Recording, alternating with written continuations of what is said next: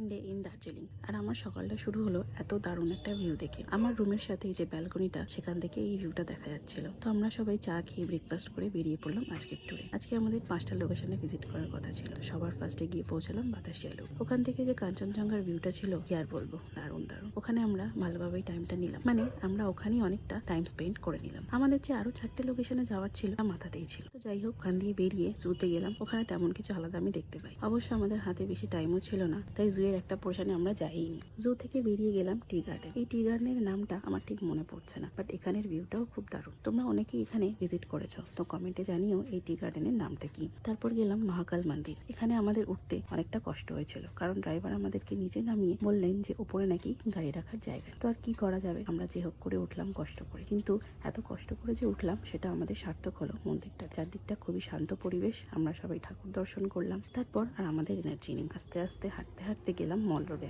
কারণ সেটাও ড্রাইভার বলেছিলেন যে মহাকাল মন্দির থেকে নাকি মল রোডে ওঠার একটা শর্টকাট আছে। তো সেটাই ফলো করলাম। ওখানে গিয়ে একটু বসলাম। মল রোড দিনের থেকে বেশি ইভিনিংয়েই দেখার মতন, কারণ অনেক ডেকোরেট করা আর সবার পছন্দের যে জায়গা, হোপের সামনে দাঁড়িয়ে ফটো তোলা, এইসব নিয়েই মল রোডটা খুব জমজমাট।